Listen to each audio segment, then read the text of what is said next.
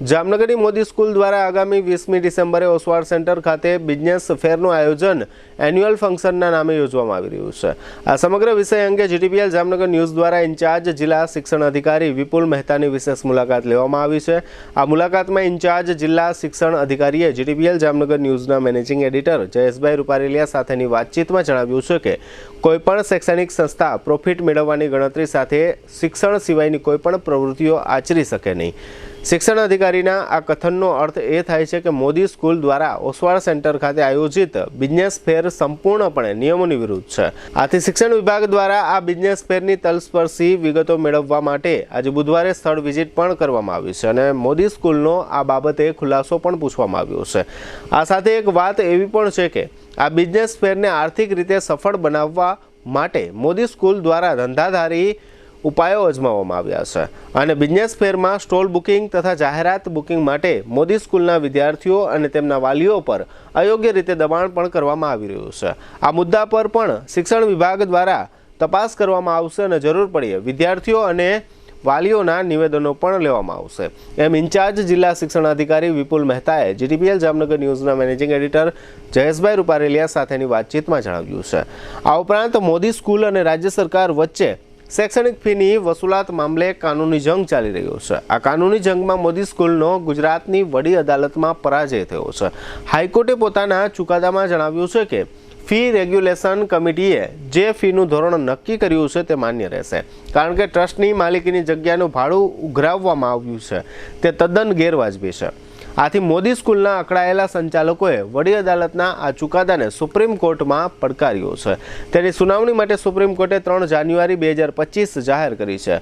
અહમ અને વિતરાગ ટ્રસ્ટના નેજા હેઠળ મોદી સ્કૂલના નામે જામનગરમાં 17 સ્કૂલો દર્શાવવામાં આવી છે જેમાં Modi school secondary Gujarati medium, Shri PV Modi high school secondary Gujarati medium, Shri PV Modi primary school Gujarati medium, Shri PV Modi high school commerce English medium high school, PV Modi primary school English medium, Modi school secondary English medium, Shri PV Modi high school science Gujarati medium, Modi school primary English medium, JP Modi school CBSE secondary English medium, JP Modi school CBSE commerce higher secondary English medium, JP Modi school CBSE science higher secondary English medium, Modi school primary Gujarati medium, Shri PV Modi high school commerce Gujarati medium, Shri PV Modi high school science English medium, Modi school general Gujarati medium, JP Modi school CBSE primary, Shri PV Modi high school secondary English medium.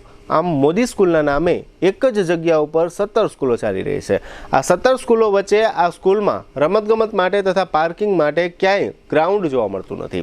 આ ઉપરાંત FRC કરતાં fee વધુ લેવામાં આવે છે તેવું વિદ્યાર્થીઓના વાલીઓ જણાવી રહ્યા છે। એફઆરસીની નકલ એટલે કે સ્કૂલનું ભાવપત્રક સ્કૂલના નોટિસ બોર્ડ ઉપર દર્શાવવામાં આવ્યું નથી તેમજ અમુક વિદ્યાર્થીઓના વાલીઓએ જણાવ્યું છે કે મોદી સ્કૂલ સામે ઇન્કમટેક્સ ડિપાર્ટમેન્ટે તપાસ કરી આવક જાવકના ચોપડા તપાસવા જોઈએ કારણ કે 17 સ્કૂલની રાજ્ય સરકારમાંથી મંજૂરી લેવાનું કારણ એક જ છે કે આ સ્કૂલનો ઈરાદો ટેક્સ ચોરીનો છે કારણ કે તે દરેક સ્કૂલમાં પ્રિન્સિપાલ સહિતના સ્ટાફને લાખો રૂપિયામાં પગાર આપવો પડતો હોય છે પરંતુ આ સ્કૂલમાં 17 પ્રિન્સિપાલ અને સ્ટાફ 17 સ્કૂલ જેટલો હોય તેવું જણાતું નથી પરંતુ પેપર ઉપર 17 સ્કૂલના પ્રિન્સિપાલ અને સ્ટાફનો પગાર ઉધારી દેવામાં આવતો હશે તેવું અહીં અભ્યાસ કરતા વિદ્યાર્થીઓના વાલીઓનું અનુમાન છે। તેવું વિદ્યાર્થીઓના વાલીઓએ જીટીપીએલ જામનગર ન્યૂઝને જણાવ્યું છે। ધોરણ 12 સાયન્સમાં પણ આ સ્કૂલમાં 3.5 લાખથી વધુ ફી ઉઘરાવવામાં આવતી હોય તેવું વિદ્યાર્થીઓના વાલીઓએ જીટીપીએલ જામનગર ન્યૂઝને જણાવ્યું છે। આ સ્કૂલ બાબતમાં રાજ્ય સરકાર અને કેન્દ્રની સરકાર એજન્સીની ઊંડાણપૂર્વકની તપાસ કરે તો કરોડોની કરચોરી બહાર આવે તેવી સંભાવના વિદ્યાર્થીઓના વાલીઓએ જીટીપીએલ જામનગર ન્યૂઝ સમક્ષ વ્યક્ત કરી છે। વાલીઓ પણ ઘણી જ બાબતો જાણે છે છતાં પણ તેઓ કેમેરાની સામે આવતા ડરે છે પરંતુ વાલીઓએ એમ પણ જણાવ્યું છે કે સમય આવશે તો અમો મોદી સ્કૂલ અંગે વાત કરતા અચકાશું નહીં। એફઆરસીના મામલે ઇન્ચાર્જ જિલ્લા શિક્ષણ અધિકારીએ જણાવ્યું છે કે આ મામલો હાલ અદાલતમાં હોવાથી આ અંગે તંત્ર કોઈ કોમેન્ટ કરી શકે નહીં પરંતુ આ મામલે સુપ્રીમ કોર્ટ દ્વારા જે ચુકાદો આપવામાં આવશે તે ચુકાદાના યોગ્ય અમલ માટે તંત્ર દ્વારા તમામ કાર્યવાહીઓ કરવામાં આવશે। મોદી સ્કૂલ સાથે સંબંધિત આ સમગ્ર વિષય અંગે જીટીપીએલ જામનગર ન્યૂઝના મેનેજિંગ એડિટર જયેશભાઈ રૂપારેલિયા દ્વારા ઇન્ચાર્જ જિલ્લા શિક્ષણ અધિકારી વિપુલ મહેતાની આજે જે વિશેષ મુલાકાત લેવામાં આવી છે તેના મુખ્ય અંશો અત્રે પ્રસ્તુત છે. જીટીપીએલ જામનગર ન્યૂઝમાં તમામ દર્શકોનું સ્વાગત છે. આજે અમે લોકો ઇન્ચાર્જ જિલ્લા શિક્ષણ અધિકારીની કચેરી ખાતે આવ્યા છે, વિપુલ મહેતા સાહેબ પાસે આવ્યા છે. અને ખાસ કરીને મોદી સ્કૂલની જે વાત આવે છે, મોદી સ્કૂલ દ્વારા એક ઇવેન્ટ થઈ રહી છે હમણાં થોડા સમયમાં જ, અને ખાસ કરીને 20 ડિસેમ્બરથી આ ઇવેન્ટ થઈ રહી છે, અને ખાસ કરીને બિઝનેસ ફેરના નામે થઈ રહી છે. એટલે અમે આ વાત લઈને આવ્યા છીએ, કારણ કે સામાન્ય રીતે કોઈ પણ એજ્યુકેશન વિભાગ હોય, એટલે કે સ્કૂલના સંચાલકો હોય, એ આ બાબતનું વર્કઆઉટ ન કરી શકે, એક એવો સરકારશ્રીનો નિયમ છે. છતાં પણ આ બધી વસ્તુ થાય છે. એટલે અમે લોકો ઇન્ચાર્જ વિપુલ મહેતા સાહેબ પાસે આવ્યા છે. એમની પાસે જાણશો કે સાહેબ જે પ્રમાણે મોદી સ્કૂલ દ્વારા જે પ્રમાણે એક પત્ર, એટલે કે એક એની પોતાની એક વાત બની રહી છે કે ભાઈ એક બિઝનેસ ફેર કરવા જઈ રહ્યું છે, એવી એક પેમ્પલેટ દ્વારા જાણ થઈ છે. શું કહેશો સાહેબ આપ? મોદી સ્કૂલ દ્વારા આગામી ડિસેમ્બર માસમાં બિઝનેસ ફેર એવું નામ આપી અને શાળા જે છે એ એક્સપો કરી રહી છે. આવી માહિતી અમને મળેલી છે. એટલે શાળાની તપાસ પણ કરી રહ્યા છીએ અને પેરેલલ એમની પાસે પણ આ બાબતનો કારણદર્શક ખુલાસો મેળવી રહ્યા છીએ કે ભાઈ આ બાબતે આપનું શું કહેવાનું થાય. આજે 18 તારીખ થઈ છે, હજી એ લોકો બિઝનેસ ફેરનો જે કાર્યક્રમ છે ખાસ કરીને ઓસવાળ સેન્ટરની અંદર એ કન્ટિન્યુ કરવા માગે છે, અને કન્ટિન્યુ થાય છે. તો એ બાબતે એમાં રોક લાગશે કે કન્ટિન્યુ રહેશે? બાબતે અત્યારે એમની પાસેથી આપણે જવાબ મેળવેલો છે. પેરેલલ આપણે આજે પણ અધિકારીઓ ત્યાં આપણા જશે અને એ બાબતે પણ ત્યાં પણ બધું જાણશે કે હકીકતે એ લોકો કયા પ્રકારનું બિઝનેસ ફેર કરી રહ્યા છીએ. એટલું ચોક્કસ કહીશ કે કોઈ પણ શૈક્ષણિક સંસ્થા હોય તો એ શૈક્ષણિક સંસ્થા પ્રોફિટ બેઝ પર કોઈ પણ પ્રકારનો બિઝનેસ ફેર ઓર્ગેનાઇઝ કરી શકે નહીં. સામાન્ય રીતે શાળા જે છે એ માત્ર અને માત્ર શિક્ષણનું જ કાર્ય કરી શકે. શિક્ષણ સિવાયનું કોઈ પણ કાર્ય છે એ શાળા કરી શકે નહીં. કમ્પ્લેન એવી છે વિદ્યાર્થીઓ અને વાલીઓમાંથી કે વિદ્યાર્થીઓ અને વાલીઓને પણ એ લોકો પ્રેશર કરી સ્ટોલ લઈ આવવા, સ્ટોલનું બુકિંગ લઈ આવવું, જાહેરાતનું બુકિંગ લઈ આવવું, બેનરનું, એવી બધી મુવમેન્ટ સાહેબ કરે છે. આ બાબતે શક્ય હશે તો વિદ્યાર્થીના અને વાલીના નિવેદન પણ ધ્યાને લઈ આ રીતની ધારો કે એનું જે બ્રોશર છે એમાં લગભગ 2000 થી લઈને 1,51,000 સુધીનો ભાવ રાખ્યા છે સ્ટોલના તેને જાહેરાતના.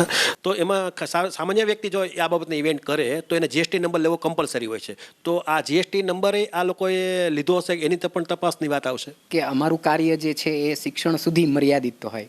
રિપીટ કરવું કે કોઈ પણ શૈક્ષણિક સંસ્થા જે છે એ શિક્ષણનું જ કાર્ય કરી શકે. એટલે એ આધારે અત્યારે અમે તપાસ કરી રહ્યા છીએ અને એમાં જ્યાં પણ જરૂર લાગશે ત્યાં શાળાને પણ કહેશું અને શક્ય હશે તો એનો રિપોર્ટ પણ ગાંધીનગરને મોકલવામાં આવશે. સાહેબ બીજી ફરિયાદ એ છે કે એફઆરસીની જે વાત આવે છે, એફઆરસી પ્રમાણે એ ફી નથી વસૂલ કરતા, એની જગ્યાએ ઓવર ફી વસૂલ કરે છે.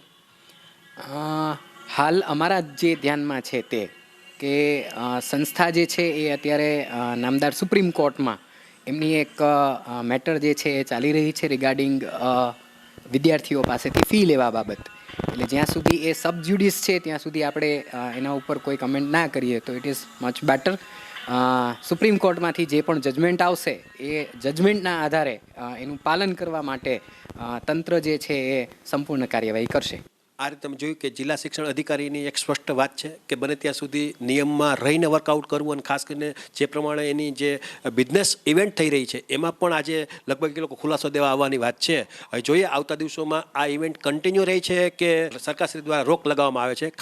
જે પ્રમાણે સાહેબે કીધું કે કોઈ પણ એજ્યુકેશન ટ્રસ્ટ હોય છે એ આ બાબતનો બિઝનેસ નથી કરી શકતા, પણ છતાં પણ મોદી સ્કૂલ જે છે ઉપરવટ જઈ અને આ બાબતનું વર્કઆઉટ કરે છે, એવી બધી જાણ અમને જીટીપીએલ જામનગર ન્યૂઝને થઈ હતી. અને એના માટે અમે લોકો એનો રિપોર્ટિંગ પણ કર્યું છે અને ખાસ કરીને સરકારી તંત્ર પણ આ બાબતમાં એક્શનમાં આવ્યું છે અને આવતા દિવસોમાં એના ઉપર એક્શન લેવાશે એ નક્કી છે.